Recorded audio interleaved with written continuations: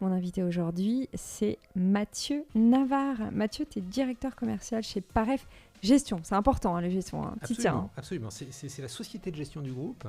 Et effectivement, aujourd'hui, moi, je représente Paref Gestion. C'est quoi la distinction alors? Explique-nous.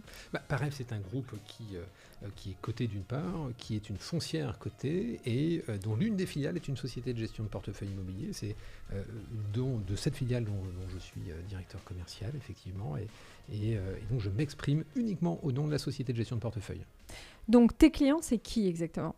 Alors, mais nos clients, je dirais qu'on a deux types de clients. Le client qu'on voit tous les jours, c'est le CGP, c'est le conseiller en gestion de patrimoine. Notre métier, je dis notre parce que c'est celui de toute l'équipe qui m'accompagne chaque jour, que j'aime énormément et avec qui on bosse vraiment pour faire rayonner au mieux la maison. Notre client direct, c'est le CGP, c'est le conseiller en gestion de patrimoine, qu'il soit indépendant, qu'il fasse partie d'un groupement, qu'il soit un réseau. Ça peut être un banquier privé, ça peut être du family office. Et notre métier, c'est de faire rayonner la marque, c'est de faire rayonner tout ce qu'on a construit. On a énormément bossé pour les accompagner chaque jour. Et donc ça, c'est notre premier client. Et puis, dès lors qu'ils nous font confiance, dès lors qu'ils nous flèchent leurs clients finaux, ceux qui vont investir, les investisseurs, eh bien, ça devient nos associés. Et j'ai en charge aussi toute l'équipe qui gère la relation avec ses associés au quotidien. Donc, tu vois aussi les clients finaux. Alors, on les voit beaucoup moins. C'est des particuliers? Alors, ce sont des particuliers, pas que, aussi des institutionnels, mais ça, on les traite beaucoup plus en direct. Je dirais que la partie du CGP, c'est plutôt de nous présenter son client qui va investir au sein de nos fonds. Et ces clients, en tout cas, on les a dès lors qu'ils restent associés. Et jusqu'au moment où ils sortent, notre boulot, c'est de faire en sorte qu'ils soient contents chaque jour et qu'ils reviennent voir son CGP en disant, écoutez, vous m'avez fait un super conseil, je suis très heureux d'avoir investi. Si je vais d'ailleurs résumer mon métier en quelques mots, c'est de rendre ces clients-là heureux chaque jour. Et puis, il ne faut pas oublier que le placement, que ce soit immobilier, financier, derrière, il y a un projet personnel, il y a l'ambition de payer les études de ses enfants, de préparer sa retraite. C'est pas juste avoir un client et se dire, formidable, on a une relation d'affaires, on a une relation d'argent. C'est un accompagnement et ça, y compris quand on est asset manager, y compris quand on est et qu'on bosse au sein d'une société de gestion, il faut qu'on l'ait à l'esprit. Et c'est très important. Ouais. Bon, là, on sent le commercial. On sent le commercial. C'est quoi tes études? C'est quoi ta formation? Alors, il voulait faire quoi, Mathieu Navarre, quand il avait 10 ans? Ah, c'est marrant. Pas du tout ça. Moi, j'étais un petit garçon, tout ce qu'il y a de plus ordinaire. Moi, j'aimais les pompiers et les voitures de police. C'est marrant, ça fait 2 fois qu'on me dit pompier. Hein. C'est vrai. Ouais. Alors, moi, je voulais être policier. Je voulais être policier quand j'étais petit. Moi, je rêvais des brigades d'intervention, je rêvais de cette action, je rêvais de... Attends, on est loin, là. il y a de l'action. J'en suis très, très loin. J'ai failli m'y diriger. Alors, qu'est-ce que j'ai fait? Moi, je suis juriste de formation. Donc, ça doit te servir, ça. Loin du commerce. Surtout depuis MIF. Bien sûr, absolument. J'ai fait une école de commerce. J'ai fait un cursus à l'Institut de la construction et de l'habitation, l'ESG. Ouais.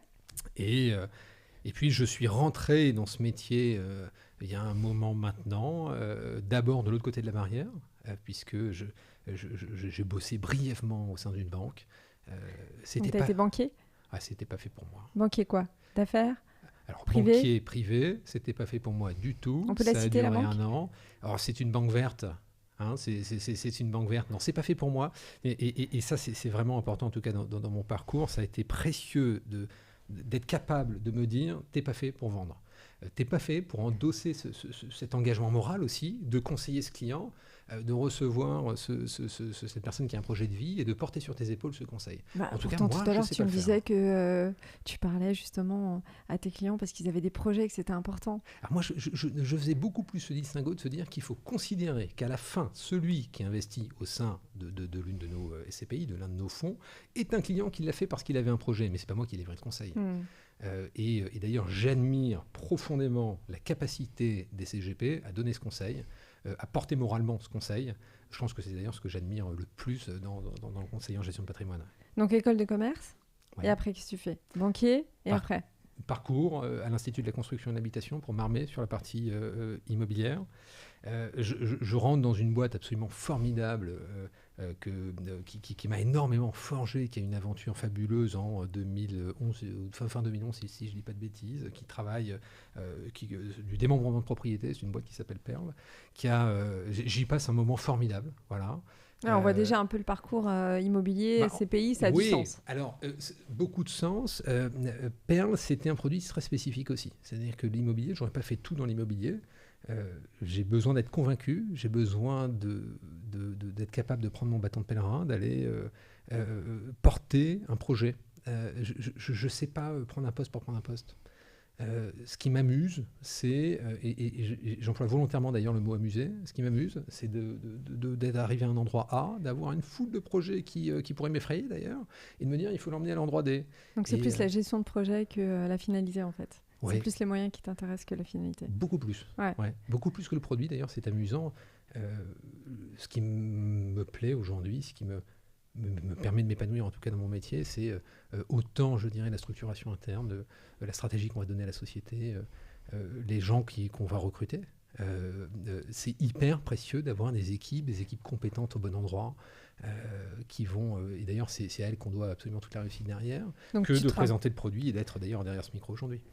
Donc tu travailles avec des CGP. Ouais. Tu as vu le métier évoluer ? Le métier a beaucoup évolué, il s'est transformé. Il y a une quinzaine d'années, finalement, d'abord, le client n'avait pas accès à la même information. Internet était certes largement développé, mais le monde de la gestion de patrimoine n'était pas totalement penché sur le volet Internet. Et je crois un des premiers très très grands changements qu'il y a eu, c'est qu'on a vu finalement le client final avoir accès à une information auquel il n'avait pas forcément accès hier. Ce qui a transformé d'une part l'approche commerciale du CGP, structurellement, et puis par ailleurs, donc il a dû s'adapter finalement, il a dû aussi s'équiper, s'armer d'outils, être capable d'affronter un marché qui était un petit peu nouveau. Ça a aussi été le rôle des asset managers de les accompagner, de développer des outils pour les accompagner, leur faire gagner du temps commercial, puisque parallèlement, c'est la partie réglementaire qui s'est renforcée.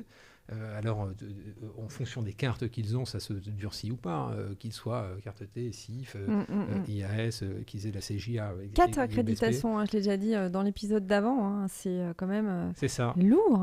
Conseil produits financiers, assurance produits confidentiels, titulaire d'une carte T, j'imagine que tu l'as pas, toi. Alors, j'ai une carte T, mais je ne l'utilise pas dans mes fonctions au sein de la société de gestion. Pourtant, ça permet d'avoir la faculté de faire des transactions immobilières, mais tu l'utilises pas, mais tu l'as quand même, quoi. Oui, de par le cursus, pour rappel, la carte T, on l'obtient de par un cursus ou de par une expérience immobilière. Et puis pour plein de raisons, on peut l'avoir, quand bien même elle ne soit pas utile d'un point de vue réglementaire et légal au sein de ses fonctions, ce qui manque aujourd'hui. Ouais. Ok. Et les intermédiaires, bien sûr, avec des banques, des accréditations, puis cette fameuse MIF, on est MIF 2.5, et puis la directive aussi du 1er octobre 2018 sur la distribution d'assurance. Donc tu as vu un peu, toi, le millefeuille arriver où tu l'avais pas vu? Tu te dis que c'est bien parce qu'au moins ça y est, ça rassure, ou tu dis, j'ai entendu d'autres CGP ou asset managers qui disaient qu'au contraire, ça complique le truc et le client, il n'a pas envie, il a peur de signer ses 125 pages. Qu'est-ce que tu en penses, toi ? Je ne l'ai pas forcément vu arriver de la même manière, puisque c'est ce qu'on se disait, moi j'ai démarré dans l'immobilier direct, tout seul la carte T suffisait au conseil en gestion de patrimoine pour proposer notre offre. Au sein de la société de gestion aujourd'hui, ce conseil en gestion de patrimoine, il doit être CIF. Et donc là, pour finalement être CIF et pouvoir respecter son devoir de conseil, finalement, c'est là qu'on arrive sur l'état de paperasse, c'est là qu'on peut faire peur aux clients. Je te confirme que oui, les CGP passent leur vie à me dire mais si je pouvais me passer d'être CIF, ça m'irait très bien. Ouais. Si ton produit pouvait sortir de l'encadrement CIF, moi ça m'irait très très bien. Mais c'est pour ça que notre métier finalement, et mon boulot, le boulot de l'équipe, c'est de leur faciliter la vie. Si on leur durcit d'un côté, notre boulot c'est de les accompagner pour leur créer les outils qui leur permettront finalement de mieux bosser demain. Et on a vu aussi ce métier se transformer pour cette raison, et c'est les regroupements qu'on a vu se faire. Hier, lorsque le CGP pouvait travailler tout seul, sereinement, remplir ses obligations, conseiller son client, l'accompagner, finalement de bonne facture en gardant du temps commercial. Aujourd'hui, ce temps commercial est largement réduit. Parce qu'il a la paperasse, le côté juridique, quoi. Exactement. Ouais, mais bon, il y avait de l'abus aussi. Il y avait de l'abus. Dans quel sens il y avait de l'abus ? Les CGP étaient quand même assez libres et autonomes, ils faisaient un petit peu ce qu'ils voulaient. Oui, alors ça c'est autre chose, effectivement. C'est-à-dire qu'il y a CGP et CGP. C'est-à-dire que CGP, c'est un petit peu finalement l'appellation fourre-tout. On met tout dans CGP. Encore une fois, on disait il y a des accréditations. Si je suis juste une carte T, je ne suis pas le même CGP que si je suis un CGP CIF ou si je ne fais que du conseil juridique. CGP, c'est un petit peu fourre-tout. Et effectivement, en revanche, la réglementation et l'arrivée finalement de nouvelles réglementations permet aussi d'apurer un minimum ce métier. Ouais. Donc pour toi, ce n'était pas de l'abus au sens stricto sensu chez tout le monde avec des frais de gestion abusifs. Non, c'est plutôt que certaines personnes, c'était plutôt lié à une personnalité ou à une typologie de CGP qui n'avait pas des accréditations ou des spécialités. C'est ça que tu veux dire. Et aujourd'hui, on peut encore faire ce distinguo. Il existe encore entre le CGP vendeur qui ne pense qu'à vendre et celui qui offre un véritable conseil. Ce n'est pas la même approche, sans aucun jugement de valeur. C'est pas la même approche. Et si demain je suis client et que j'écoute ce podcast, moi, le seul conseil que je peux donner, c'est à quel CGP je m'adresse. Qui est-il ? Est-ce qu'il a une approche globale sur mon patrimoine ? Est-ce qu'il va me vendre un produit plutôt qu'un autre parce qu'il est plus intéressé par ce produit-là ? Quelles sont les cartes et quelles sont ses accréditations ? C'est quoi le bon CGP ? Tiens, si tu avais 3 qualités là, à mettre en avant, tu dirais quoi ? C'est très très dur de répondre à cette question. C'est pour ça que je te la pose. Les CGP me passionnent par leur histoire, par ce qu'ils sont. J'aime les hommes, j'aime les histoires, j'aime les projets. Je dirais que le bon CGP, déjà, c'est celui qui a une vue globale, qui est capable de tout traiter, mais qui a l'humilité de reconnaître lorsqu'il n'est pas compétent sur une matière. Si je connais très bien le placement financier, suis-je aussi compétent d'un point de vue immobilier ? Pas forcément. Donc déjà, c'est celui qui est humble et qui sait ne pas tout traiter s'il ne sait pas tout traiter. Le bon CGP, c'est celui que je vais voir à l'entrée, mais qui va s'occuper de moi dans le temps et qui ne va pas disparaître.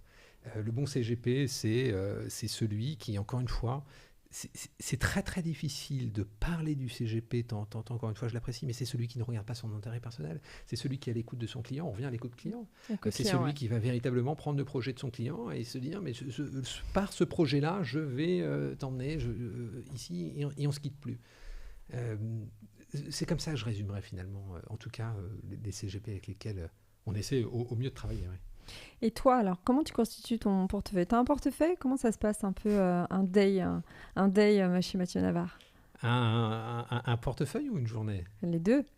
Tu travailles toujours sur un portefeuille déjà depuis le départ ? Tu te l'es constitué ? Tu as prospecté ? Tu as commencé avec un portefeuille ? Alors, j'ai humblement bénéficié évidemment de tout le travail qui a été fait dans la première boîte dans laquelle j'ai bossé pour un premier portefeuille que je gérais en direct à l'époque sur la région Rhône-Alpes pour l'histoire. Et puis le temps, et c'est aussi certainement l'un des secrets de ce métier, c'est le temps qui fait la confiance. C'est le temps qui fait et le service qu'on sait apporter à ces CGP qui reviennent et qui vous disent j'ai davantage confiance parce que je sais ce que tu mets en place, je sais à quel point tu seras finalement réactif quand j'aurai une demande, à quel point tu me facilites finalement mon boulot quotidien. Et aujourd'hui, je ne parlerai pas de portefeuille personnel, je dirais que encore une fois, le portefeuille et les clients, tout du moins les CGP qui bossent pour Paref Gestion aujourd'hui et qui ont été développés par une équipe formidable qui, si elle écoute ce podcast, se reconnaîtra et vraiment avec qui j'ai un plaisir extraordinaire à bosser au quotidien. Et c'est à eux qu'on doit tout ça. Ce portefeuille-là, il se crée dans le temps et dans la confiance. Un CGP, on ne va pas le voir pour jamais retourner le revoir. On instruit, on crée une relation de long terme et c'est un des secrets de ce métier. Oui. Donc toi, tu constitues des produits que tu vas pouvoir leur proposer, leur soumettre. Mais est-ce que tu as le sentiment parfois qu'ils sont en attente de choses aussi de votre côté ? Comment est-ce que tu vas identifier ? Est-ce que vous faites, je ne sais pas moi, des sondages ?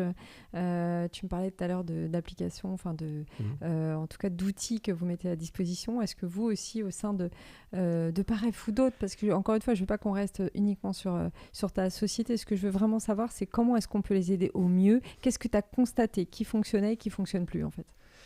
C'est intéressant parce que peut-être juste pour rebondir sur les produits, moi je ne crée pas les produits, mais je propose les produits de la boîte et je fais en sorte, et je ne rejoins des sociétés d'ailleurs, que parce que je crois infiniment dans la gamme de produits. Sinon je ne suis pas capable de bosser pour la boîte en question.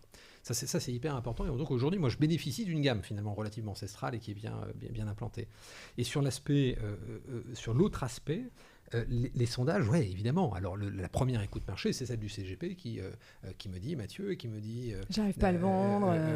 Écoutez l'équipe, moi ça, soit je le comprends pas, apprends-le-moi, soit j'ai besoin d'un simulateur là-dessus, est-ce que tu peux me le concocter, charge à nous de le faire et de bien le bâtir, soit sur le digital, j'ai besoin de tel outil.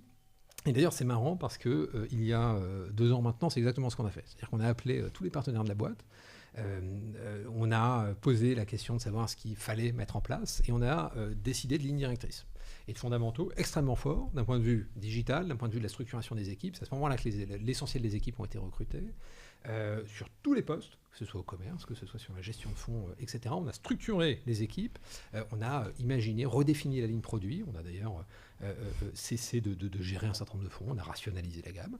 Et puis là, on attaque une deuxième étape, puisque au moment où l'on se parle, on mandate d'ailleurs un institut bien connu, qui est Ipsos, pour prendre l'étape d'après. C'est-à-dire qu'on sait ce qu'attendent nos partenaires, nos CGP.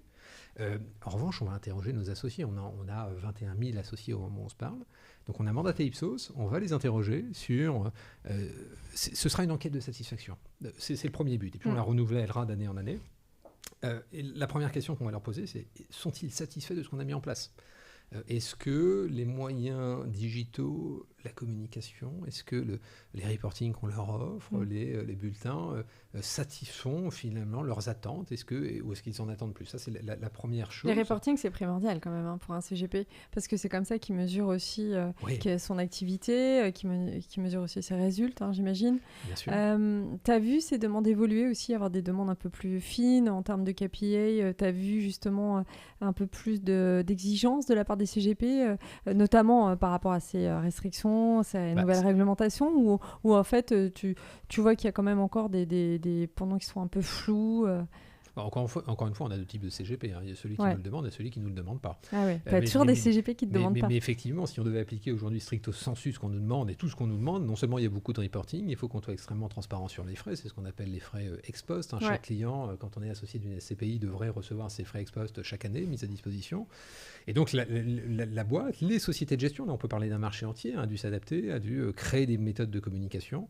Et oui, on le voit pointer le bout de son nez. Maintenant, dire qu'on est complètement arrivé à une transparence totale, je ne crois pas. Je pense qu'il y a encore une marche énorme à mener. Et nous, tous ces chantiers-là, c'est aussi pour ça qu'on bosse avec Ipsos. L'attente de l'associé d'un côté mêlée à l'obligation réglementaire du partenaire de l'autre, ça va dessiner nos chantiers de 2023. Tu dirais que le CGP, il a une obligation de moyen mais pas de résultat, ou il a quand même une obligation de résultat? Parce que quand je t'écoute, j'ai l'impression qu'il a juste une obligation de moyen. C'est marrant. Alors c'est pas l'AMF qui répond, parce qu'il y a des réponses à AMF à ça. Non, mais fais-moi pas non plus des réponses trop démago. De super questionnaires magnifiques sur lesquels et c'est marrant parce que ça fait écho à l'une de ces 3700 questions, si je dis pas de bêtises, qui sont posées lors des agrégations. Je me sens pas responsable de répondre à ça.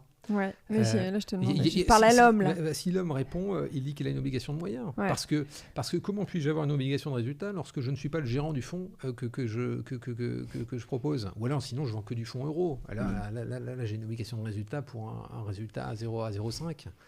C'est un peu facile quand même, non? C'est un petit peu simple. C'est un petit peu simple. Non, en tout cas, je suis responsable de mon engagement moral. Je suis responsable de mon écoute. Je suis responsable de la stratégie que je vais proposer. Je suis responsable aussi de me former en tant que CGP aux produits que je propose et à bien le connaître. Mais toi, quand même, qui travaille avec des CGP, enfin en tout cas, qui les côtoie, tu vois quand même qu'il y a une espèce de prise de conscience. Tu les trouves quand même plus consensueux. Tu m'expliques qu'il y a divers profils, mais tu sens quand même que même si c'est une lourdeur pour eux administrative, de reporting, tu sens qu'ils en ont. Au final, ils se disent ça m'aide. Ou tu sens que ils sont un peu réfractaires? Je les sens un peu réfractaires quand même. Je les sens un peu réfractaires. Et pourquoi? Parce qu'ils ont un business à faire tourner. Parce qu'ils ont un business à faire tourner, il ne faut pas l'oublier. C'est-à-dire que le conseil ne doit pas se décorréler du fait que ce sont aussi des chefs d'entreprise et qui, s'ils passent leur vie dans un bureau à remplir de la paperasse qui est jugée inutile, et y compris parfois par les clients, ça ne leur permet pas de faire tourner leur affaire. Non, je pense qu'il faut être extrêmement lucide vis-à-vis de ça. La réglementation s'est renforcée. ça a le bénéfice de la transparence totale, mais moi, je le vois en tant que personne. Lorsqu'on investit et qu'on reçoit 600 pages, ça doit être très transparent. Je ne vais pas regarder la 382e à la 4e ligne. Donc la transparence est là, mais on m'empêche d'aller voir finalement l'information. Donc je ne suis pas absolument convaincu que ça pousse au business. Alors, tu disais tout à l'heure, on est là justement, toi, au sein de ta boîte, pour créer, modeler, penser, imaginer, projeter des solutions qui les aident et, in fine, t'aident aussi dans ton business. Qu'est-ce qui a vraiment bien fonctionné et où vous êtes vraiment planté? En toute transparence, Mathieu Navarre.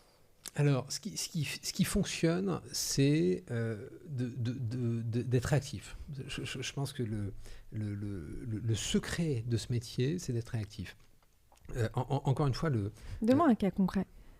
Alors, c'est moche et c'est pas très déontologie du travail, mais si le dimanche à 14h un CGP a un coup dur et qu'il a besoin d'une info, en tout cas, on lui donne. Alors, est-ce que ça empiète sur nos vies de perso ou pas? J'en sais rien, mais notre boulot, c'est de l'accompagner. Donc ça, c'est de la réactivité. Ouais. Mais je te parle aussi en termes d'outils. Là, bien sûr, c'est en termes être humain. Mais moi, ce que je veux savoir, c'est parce que là, tu es chez Paref Gestion, qu'est-ce qui a vraiment fonctionné? Je ne sais pas, moi, en termes d'application. Je ne sais pas, tu me disais tout à l'heure, on fait aussi tout ce qui est marketing, donc je dirais en termes de com. Qu'est-ce que tu vois à chaque fois? C'est la grosse machine de guerre et ça cartonne. Et qu'est-ce que vous aviez mis en place? Peut-être qu'à un caron, enfin, tu vois, pas très bien, et tu t'es dit, non, ce truc-là, ça ne marchera pas. Alors... sur ce qui marche, et puis on fera ce qui marche pas ensuite, mais sur ce qui marche, tu vois, cette année, on a lancé un simulateur d'investissement. C'est pas notre rôle de le faire, mais on s'est dit qu'en tant que société de gestion, en plus, on a des fonds européens, donc des fiscalités qui sont très particulières. C'est notre rôle de mettre à disposition un simulateur extrêmement précis qu'on a fait valider par un avocat fiscaliste et qu'on a bâti avec lui. Ça marche hyper bien. Ouais, parce que les gens peuvent se projeter et tu peux après sortir des graphiques que tu peux montrer à tes clients, tes camemberts, tout ça. Ça marche hyper bien. Okay. Finalement, encore une fois, c'est lui faciliter son job. Ouais. Il a rendez-vous à 19h. C'est pas à lui de se taper, d'aller sur Excel, faire 300 graphiques et le présenter à son client. C'est à nous de le faire. Et si on veut pas se taper de le faire tous les jours, eh bien on crée un simulateur. Voilà, ça nous prend du temps. Ça marche bien. Les outils, ça marche bien. Donc visuel. Ouais. Et sur ce qui marche moins, alors moi, je suis assez convaincu par le digital, mais ce qui est très marrant, c'est que tous ne l'utilisent pas. Donc tous nous disent, moi je veux du digital, je veux quelque chose où je suis devant mon client et je fais ça. C'est limite finalement pas un critère d'exclusion, mais une denrée indispensable à un partenariat. Et on s'aperçoit qu'à la fin, tout le monde n'utilise pas ce truc-là. Ouais, mais alors, tu as analysé pourquoi? C'est des profils quoi, un peu seniors, pas très habitués à tout ce qui est techno? Pas forcément, parce que c'est pas eux qui les réclament à l'origine. C'est-à-dire que le senior va pas me dire, moi je veux absolument cette fonctionnalité sur ton application digitale. Alors c'est ton retour d'expérience. Tu dis, il me le demande, il l'utilise pas. Je vois deux raisons. Je vois parce que le fait que dans leur quotidien, ils ont eu des habitudes, et puis que j'ai beau avoir une attente, si je ne romps pas avec mes habitudes et mes techniques devant, et puis c'est aussi une mise en risque, et bien je suis pas capable de l'utiliser. Mais combien de temps il faut pour remplir les données pour simuler les résultats? Alors si on parle uniquement du simulateur, mais moi j'évoquais d'autres outils digitaux de souscription, etc. Et puis je vois une deuxième très grande raison en revanche, c'est que si toutes les sociétés de gestion font ça, mais elles le font séparément, je fais de la multi-allocation, je ne vais pas aller rentrer mes codes 500 fois, donc je préfère faire du papier. Je ne vais pas faire 300 parcours digitaux, et ça c'est un axe de progression majeur pour le métier, c'est réussir à conglomérer finalement les outils de tout le monde. Généraliser, centraliser, avoir une ou deux applications communes. Et si on veut que les CGP continuent à faire de la multi-allocation, c'est indispensable. Ok. Donc ça, c'est le plus et le moins. Pour moi, ça, c'était le moins. Ah, c'était le moins. C'est le moins. Moi, j'ai compris que c'était une valeur ajoutée, justement. Il ne l'utilise pas, certes, mais c'est une valeur ajoutée. C'est une valeur ajoutée à l'entrée, mais s'il ne l'utilise pas, pour moi, c'est un moins. Alors, le plus. Moi, je reviens toujours à l'équipe. Le plus, l'humain, l'écoute. C'est d'avoir une équipe. On me demande, une équipe. C'est ce que je dis toujours à l'équipe. C'est marrez-vous. Marrez-vous, alors ça peut paraître trivial, ça peut paraître extrêmement abrupt comme ça, mais marrez-vous. Si le matin je fais la tronche parce que ma cracotte s'est cassée en deux, eh bien je viens pas bosser. D'abord ça se ressentira, et puis je dois aimer mon produit, je dois croire en mon produit. je dois aimer mon partenaire, mon CGP, et puis je dois me marrer au quotidien, je dois être ancré avec non pas les objectifs de la boîte, mais le projet. Moi, je bosse que pour des projets, je ne sais pas parler en objectifs. Et puis, je dois me marrer au quotidien. Et ça, pour moi, c'est le secret. C'est une équipe qui a envie, qui est ensemble, qui avance ensemble et qui se marre au quotidien.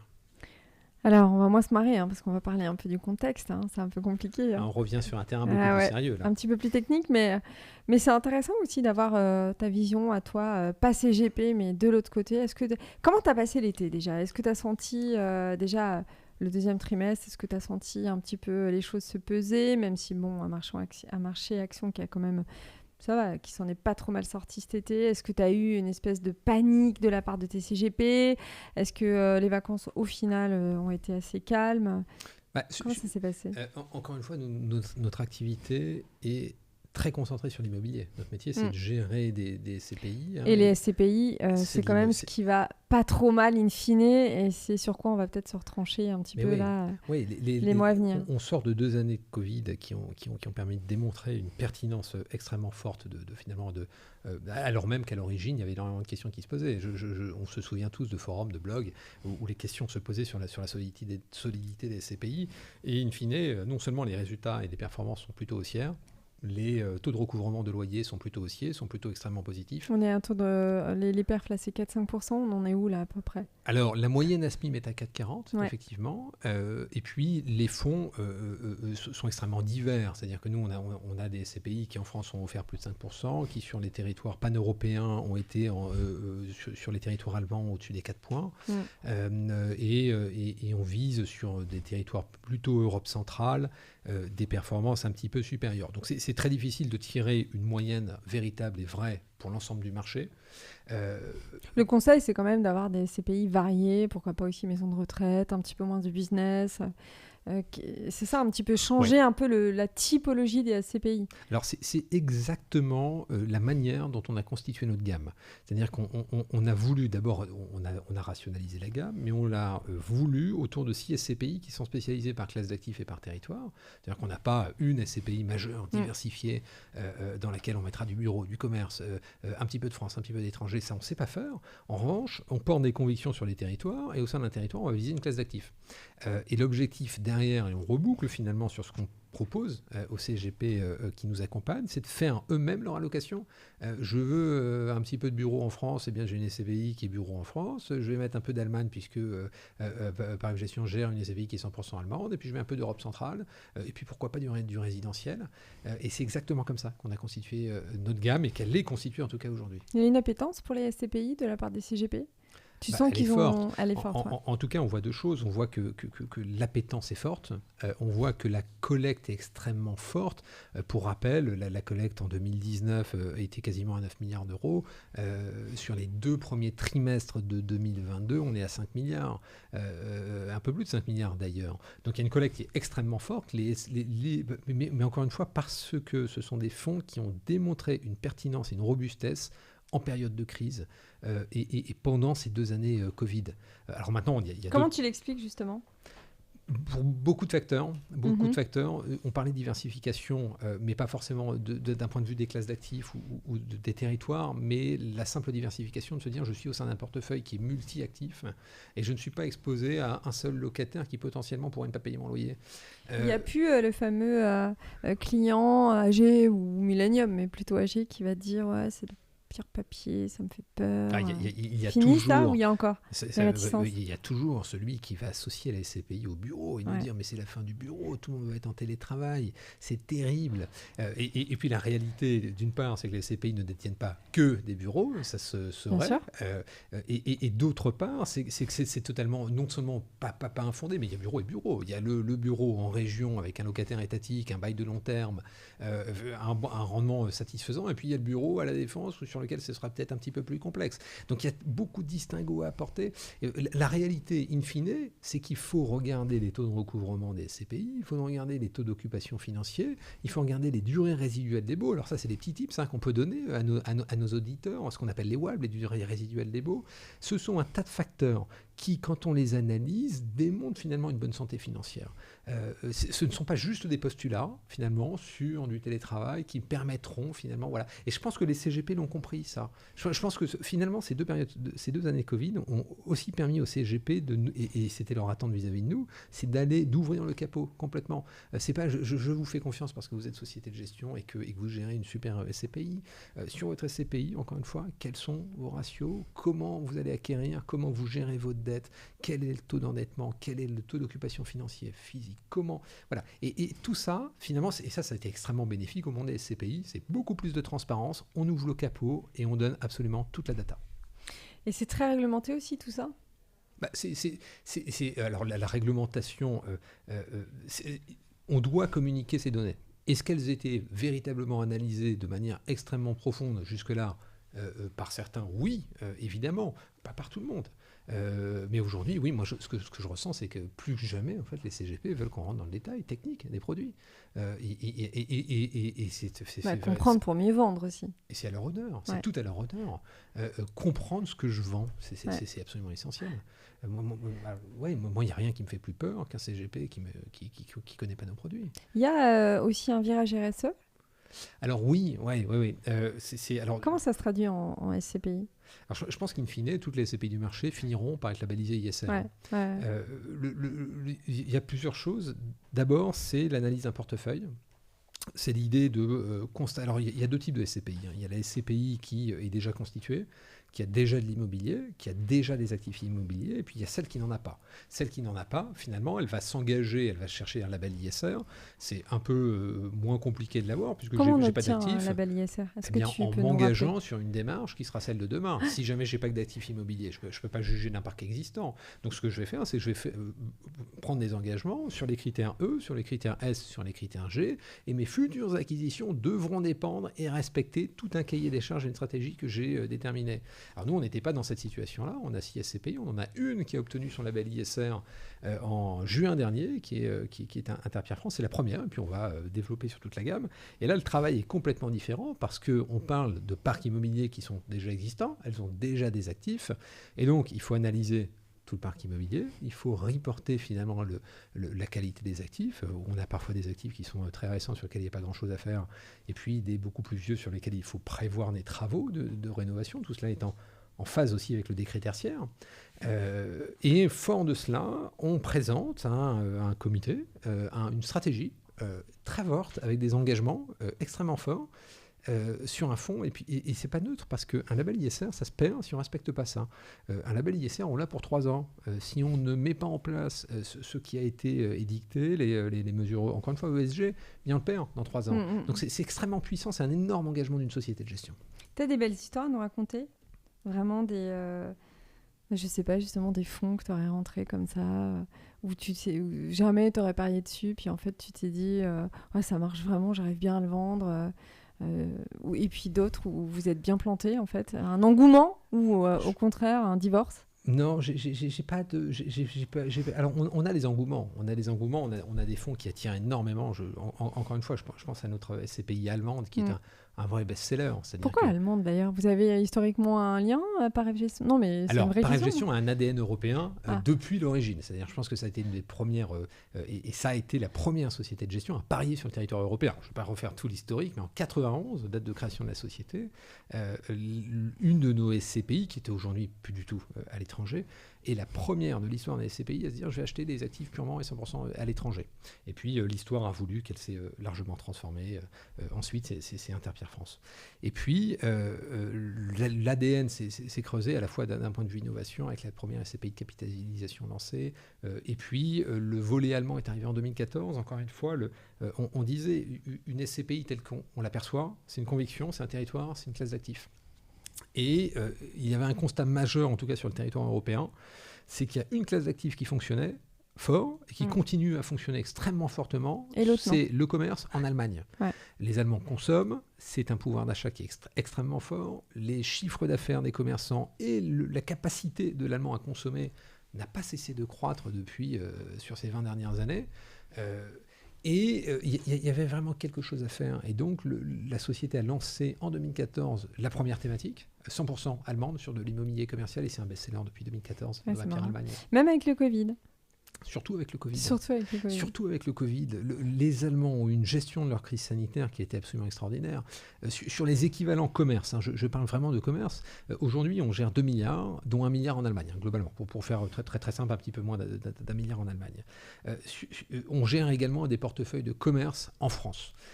Sur des équivalents commerciaux en Allemagne et en France, pendant les périodes Covid, 80% étaient fermés en France, plus de 60% étaient ouverts côté allemand. Bon, là, il y a aussi un aspect un peu plus culturel qui nous dépasse, je pense. C'est un aspect culturel, Discipline. c'est un aspect disciplinaire, c'est un aspect c'est une gestion qui a été prise par Lender. C'est une allons un mardi après-midi à 15h sur un retail park, ça marche très très bien en Allemagne, le parking est plein. L'Allemand va faire ses courses, il soutient ses commerçants. Et alors ce qui est très intéressant, c'est qu'il consomme allemand, puisque les principales chaînes de distribution sont allemandes. Donc c'est un écosystème qui s'entretient, c'est un écosystème qui est extrêmement robuste, avec des acteurs qui sont très fort, très puissant. Premier distributeur allemand, c'est Edeka. Si ma mémoire ne défaille pas, c'est une fois et demie le chiffre d'affaires d'un Carrefour. Le chiffre d'affaires d'un Carrefour au niveau mondial lorsqu'Edeka ne bosse que sur le sol allemand. Ok, donc ça c'est ce qui marche. Et ce qui n'a pas marché. Ce qui fonctionne moins... qu'est-ce qui pourrait... non, les questions se sont posées très clairement sur les commerces en France. Quand on voit que ça marche bien en Allemagne et qu'en plus, pour plein de raisons structurellement liées au conseil financier pour le coup, parce qu'on a des avantages de rendement liés à une fiscalité avantageuse, eh bien, je vais un peu moins sur le territoire français. C'est pas bizarre de dire ça à un client final, hein, je parle, c'est de la transparence. C'est de la transparence. Et les clients finaux, ils adhèrent, c'est pas grave, on investit ailleurs qu'en France. Il n'y a pas un petit coq chauvin là, qui commence à dire alors, non, je veux investir en France. J'ai toujours été très chauvin, mais on a toujours été aussi très transparent. On a 3 fonds français, on a 3 fonds européens. Mais c'est là la richesse. Si demain j'avais une seule SCPI avec une thématique et un fonds phare qu'il fallait absolument proposer, je ne serais pas derrière ce micro parce que ce n'est pas mon boulot de faire ça, je ne sais pas le faire. Moi, ce que je sais faire, c'est décrire les SCPI, en donner les caractéristiques, une conviction, si elle l'est, constater un succès, c'est ce qu'on vient de faire. Et puis ensuite, le CGP fait son job de conseil. Toutes les SCPI ne sont pas faites pour tout le monde. Certains clients n'ont aucun intérêt à investir en Allemagne, c'est vrai. Et puis, pour d'autres, ce sera extrêmement avantageux. D'autres ne croiront pas du tout dans l'aspect commerce. Formidable. Ils peuvent aussi investir sur du résidentiel. Alors, c'est sûr qu'en plus, les SCPI, là, c'est un peu le bon filon, hein, parce qu'avec l'inflation, j'entendais ce matin, on est très haut, pas loin des 10, enfin, en tout cas des 8-9, mais ça ne touche pas les SCPI, puisqu'en fait, on indexe. Donc, c'est un petit peu le bon plan, non ? Oui.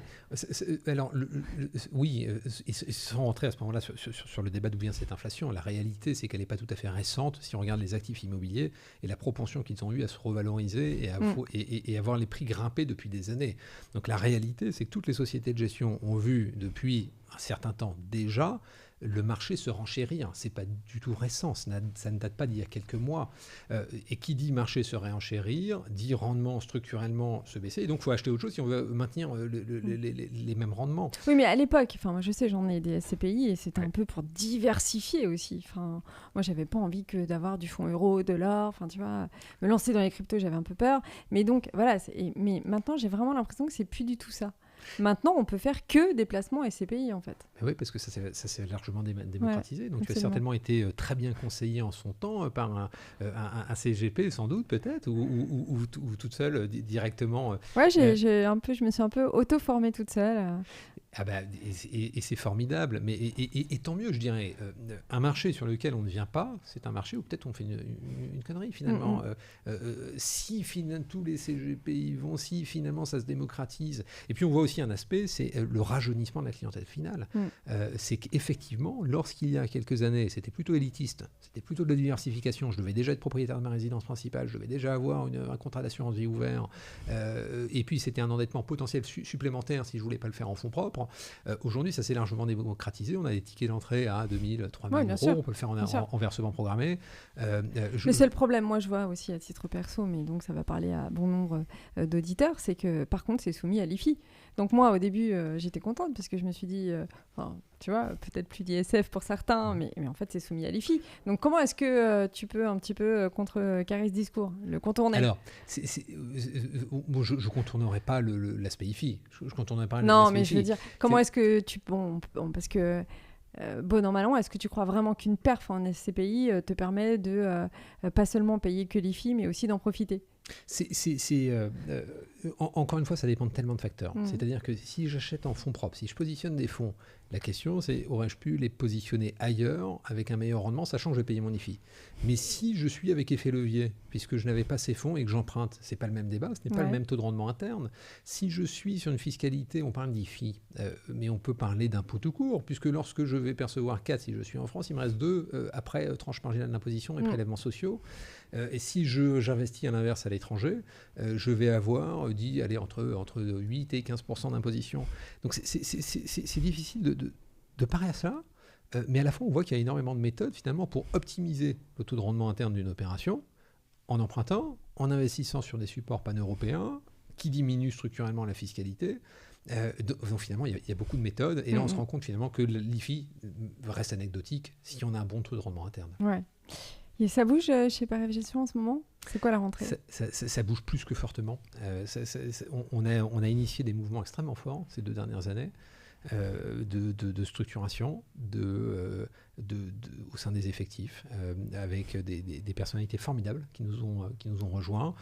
Ça a bougé, on le disait, sur nos fonds avec une gamme qui s'est rationalisée, une communication et un marketing qu'on a voulu extrêmement fort et renforcer. Il y a ce sondage aussi, Ipsos. Oui, ça a bougé d'un point de vue digital. On a lancé 5 chantiers digitaux en 2 ans. Mes yeux en parlent encore, mais énormément de choses. On a un SI formidable qui a accompagné tout ça. Et là, on lance effectivement une belle campagne d'enquête de satisfaction avec Ipsos. On a énormément d'animations auprès de nos CGP qui arrivent. On a de très belles performances sur l'ensemble de nos fonds. On a accueilli de nouvelles personnes au sein de l'équipe dédiée à nos partenaires. Que des bonnes nouvelles. On a finalement œuvré pendant 2 ans pour arriver précisément là où on est aujourd'hui et maintenant on va accélérer, on a encore beaucoup d'idées. Good. Mathieu Navarre, je vais te poser pour terminer cette émission 4 questions, tu vas me répondre un seul mot. D'accord? On va essayer. C'est l'homme que je questionne, donc ça peut être évidemment toujours par rapport à ce fameux, à cette passion patrimoine et à ce fameux métier, mais c'est surtout l'homme et pas forcément le commercial. Donc pas de démago, s'il te plaît. On va tenter. C'est quoi l'état d'âme en ce moment? Optimiste. Ah bah, t'es le deuxième à me dire ça. Un mot quand tu te lèves le matin et que tu vas aborder ta journée. Let's go. C'est 2 mots ça. Ah, oui, on l'apprend quand même. Allez, je l'apprends. Un mot quand le contexte décourage, comme par exemple là un petit peu avec les banquiers, les banques centrales. Qu'est-ce qu'on se dit? Optimiste. Optimiste, non. Allez, t'as pas le droit. Bip, même mot. Tête haute. Tête haute. Tête haute, ça fait 2. Un mot pour définir ta relation avec tes clients. En 2 mots encore? Non, un seul.